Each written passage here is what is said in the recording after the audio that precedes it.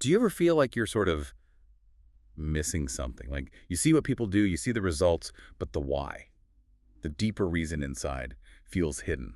Absolutely. We live mostly on the surface, right? Dealing with conventional reality, the rules, the stories, the way things seem. Yeah, exactly. But you hear about this idea in Buddhism of a deeper level, an absolute truth. That's Paramattha, ultimate reality. And there's a whole part of the Buddhist scriptures, the Abhidhamma Pitaka, sometimes called the Paramattha Pitaka, that focuses entirely on this. Okay, Paramattha. Yeah. And that's our focus for this deep dive. We're using a talk from 1953 as our guide, and it makes this, well, pretty bold claim that this Abhidhamma isn't just extra reading. It's the actual core, the flesh and blood of the Dhamma. It really emphasizes that. This talk argues the Abhidhamma lays out the ultimate components of reality, and specifically for our discussion, it zooms in on the mind, particularly the unwholesome states of mind, the Akusalacitta. Akusalacitta, unwholesome consciousness. Okay. And the source suggests these are the real engines driving negativity. That's the premise, that these are the roots of suffering and harmful actions. So our mission here is to unpack what this specific talk says about them to maybe get a clearer picture of our own inner workings. Right. Let's get into it. So Paramattha, ultimate truth, where does it fit in the bigger picture of the scriptures? Well, traditionally you have the Tripitaka, the three baskets or collections. First, the Vinaya Pitaka, that's the rules, mostly for monastic life. Like a discipline. Then the Siddhanta Pitaka. These are the discourses, the sermons, stories, examples, teachings presented in a more conventional narrative way, often used as benchmarks, Right, the parts many people are more familiar with. Probably. And then you have the Abhidhamma or Paramattha Pitaka. And this 1953 talk really stresses the difference. Vinaya is conduct, Siddhanta gives examples, but Paramattha, that's presented as the essence, the absolute reality itself. So it's not just about the truth. It is the truth laid bare. That's the idea. And it classifies this ultimate reality into just 4 fundamental categories. The entire Abhidhamma basically analyzes these 4. Only 4. What are they? Citta, which is mind or consciousness. Cetasika. These are the mental factors that arise with the mind, like feeling, perception, intention. Okay, mind and its components. Then rupa, matter, or bodily form. And finally, Nibbana, the ultimate reality of enlightenment, the cessation of suffering. Wow. Mind, mental factors, matter, and mana. That covers pretty much everything, doesn't it? In its most basic form. In its ultimate sense, yes. Stripped of all the conventional labels we usually apply. The discourse also gives this interesting historical background. Oh, yeah? It says the Buddha first taught the Abhidhamma in the Tavatimsa heaven, spent 3 months teaching it, mainly to his mother who had been reborn there, and other deities. In heaven. That's quite a setting for deep philosophical teaching. It definitely highlights its perceived importance. Then, Venerable Sariputta, one of the chief disciples, learned it and brought it down to the human realm. The talk even mentions this incredible event at Sangdasanakorn, when the Buddha descended. Apparently, he opened up the realm so beings in hell, the human world, and the heavens could all see each other. Whoa. Yeah, and the sight was so profound, it says, that even tiny ants who witnessed it were inspired to wish for Buddhahood themselves. Ants aspiring to enlightenment. That really paints a picture of the impact. So engaging with this teaching, even just listening now, is seen as beneficial. The source explicitly calls it a great kushala, a significant wholesome merit. Just encountering this teaching is considered powerful. But it also comes with a warning, right, about difficulty. Yes, straight away. It says the subject requires refined insight. The analogy used is sewing with a very fine needle and thread. It needs delicacy and precision. Not for coarse insight, it says. Right. It suggests it's hard to grasp if the mind is weighed down by heavy defilements. So it encourages paying close attention. Okay, so profound, meritorious, but requires focus. Let's zoom in then, as the source does, on that first category, citta, the mind. You mentioned there are many types listed in the Abhidhamma. A lot. 89 or sometimes 121 distinct spheres or states of consciousness are classified. It's incredibly detailed. But this particular talk, our guide here, narrows it down. It does. It focuses specifically on 12 of them, the Akusalacitta, the 12 unwholesome states of consciousness. And here's where it gets really stark. The claim in the discourse is that these 12, They are the sole cause of all bad actions, everything negative done in the world. It's a very direct statement, isn't it? Regardless of who you are, monk, layperson, whoever these 12 internal states are presented is the only reason anyone commits harmful acts. The only reason. That seems, well, it seems to downplay external factors, doesn't it? Circumstances, environment. From the perspective presented here, those external factors might be the trigger or the opportunity, but the actual source of the unwholesome action, the thing that makes it happen within the person, is the arising of one of these 12 Akusalacitta. Ah, okay, so the external is just the spark, the internal state is the actual fuel and engine. That's the model being presented. These 12 states lead to unhappy rebirths, the apaya, and crucially, they keep us under their control. Right. And the source says that without understanding them, they can bully us and hurt us at their whim. So knowing them, identifying them, is presented as the way to stop being controlled by them. Okay, that makes the stakes pretty high for understanding these 12. Where do they come from? What's their basis? They all arise from 3 fundamental roots, or mula. These are the underlying defilements. The famous 3. The very same. Lobhamula, rooted in greed or covetousness. Dosamula, rooted in anger or hatred. And Mohamula, rooted in delusion or ignorance. Greed, anger, delusion. So the 12 Akusalacitta are specific ways these 3 roots manifest as actual states of consciousness. Exactly. They're the specific flavors, you could say, of unwholesome consciousness based on those roots. Let's break them down then. Starting with lobha, greed. The discourse says 8 of the 12 are rooted in this. That's right. 8 forms of consciousness driven by greed, and they're classified based on 3 key factors. Okay, what's the first one? First is the intensity of the associated feeling. Is the pleasure or enjoyment felt with the craving enormous or just moderate? Intensity of pleasure. Got it.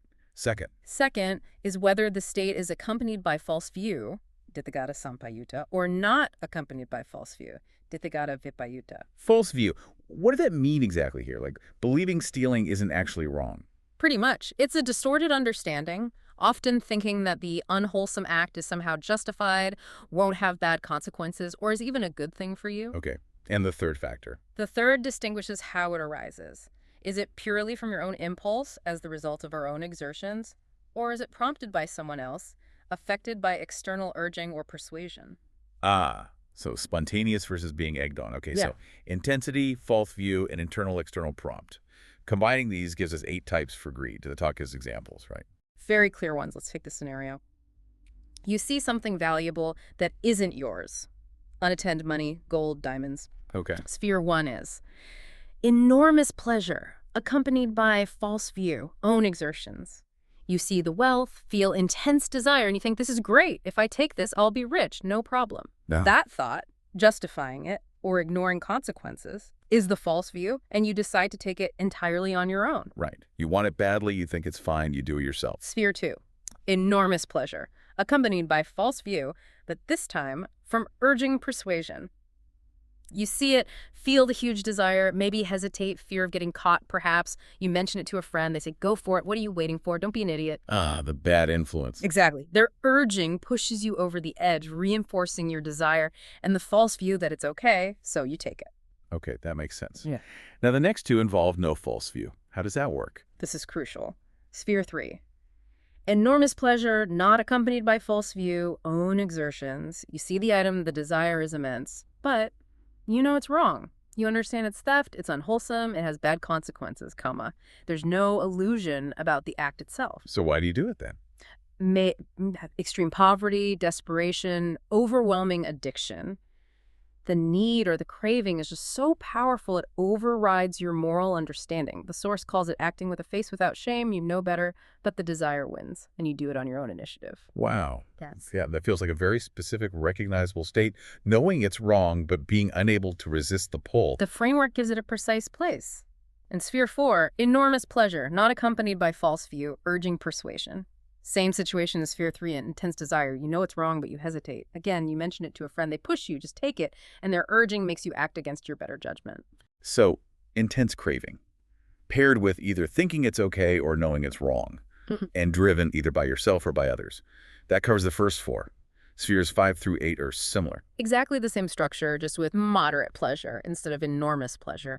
The desire is less intense, the object might be less valuable, but the combinations are the same. Moderate pleasure with false view, own exertion, Moderate pleasure with false view, urged on. Moderate pleasure without false view, own exertion. And moderate pleasure without false view, urged on. So 8 distinct shades of greed-based consciousness covering intensity, justification, and impulse. That's remarkably detailed. It really dissects the experience of craving and acting on it. It shows it's not monolithic. Okay, that's Loha. What about the second root? Dosa, anger, or hatred? Wow. Any spheres there? Just 2 Akusalacitta rooted in dosa. Much simpler. And what are they? Sphere 1 is described as arising independently.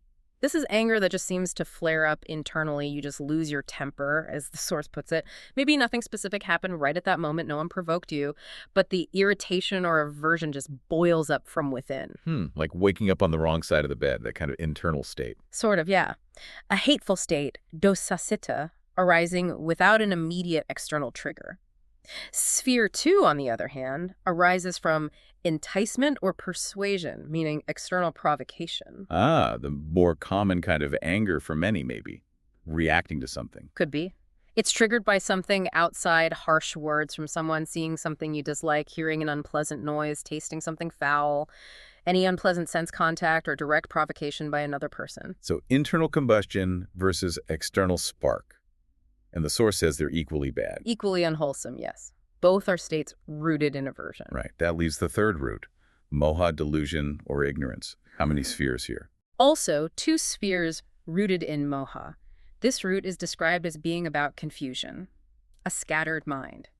The source calls it profoundly confused and sometimes indulgent. Okay, what's the first moha-based sphere? Sphere 1 arises from doubt, hesitation, and indecision. Vicikicca. Technically. It's characterized by an inability to make up your mind, particularly in morally relevant situations. Like being faced with a choice, uphold a precept, like not stealing, versus gaining something by breaking it. And you just waver. You can't decide. Back and forth, stuck in indecision. And that state of being stuck, the indecisiveness itself, is the unwholesome consciousness. Exactly. The source notes that whatever action eventually comes out of that state might happen to be right or wrong by chance, but the mental state of confused hesitation is this moha-rooted Akusalacitta. I see. And the second moha sphere? Sphere 2 arises from distraction, incoherence, or a scattered mind. Uddaka. This one is described quite vividly as being half good and half mad. Half good and half mad. What does that mean? It suggests a lack of control, acting impulsively out of agitation or a bad mood without really thinking things through. The example given is striking someone out of irritation, perhaps not intending serious harm, but because the mind is so scattered and uncontrolled, the action leads to a terrible outcome, like death. So it's harm caused not by clear malice, but by a kind of agitated, uncontrolled confusion. Precisely. Acting out of that scattered, restless, incoherent state. And the discourse warns that these 2 moha spheres are very important to watch out for. Why particularly important? Because moha, delusion, this fundamental lack of clarity, always leads to the wrong path. It's seen as the bedrock ignorance that allows greed and anger to flourish. That makes sense. If you're fundamentally confused, you're much more likely to get caught up in craving or aversion. It's the underlying condition. Okay, so let's recap. That's the 12 Akusalacitta.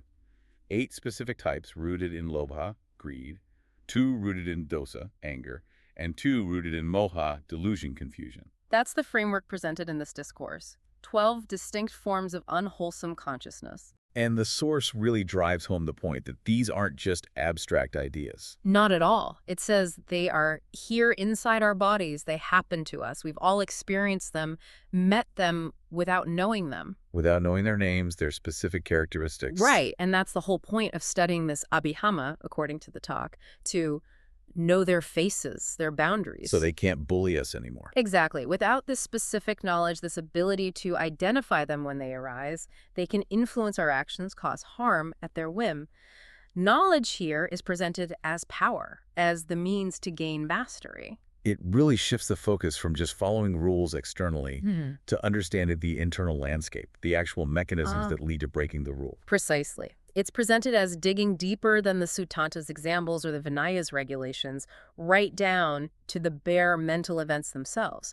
Difficult, yes, requiring that refined insight, but incredibly revealing. It's like finally getting the user manual for the tricky parts of your own mind. That's a good way to put it. Identifying the specific error codes as they pop up. So this deep dive, using that 1953 talk as a lens, has really laid out these 12 Akusalacitta, the roots of so much trouble, mapped out based on greed, anger, and delusion. We've seen the detailed breakdown how greed isn't simple, how anger can be internal or reactive, and how delusion manifests as crippling doubt or dangerous impulsivity. And the core message is that understanding these specific states, this core Dhamma, is essential if we want to stop being pushed around by them. It's about transforming them from unknown bullies into identifiable patterns we can work with. Which leads to a really practical thought for you, the listener, to take away. We've just explored this map of the 12 unwholesome mind states.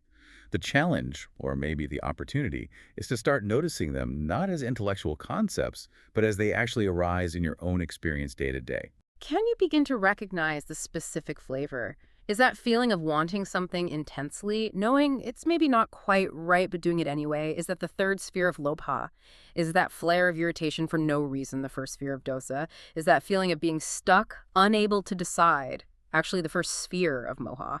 What changes when you can put a name to it? When you can see it not just as feeling bad or wanting something, but as a specific documented pattern, like Sphere 4 or Sphere 7 Akusalacitta. What happens when you meet these states, having finally learned their faces?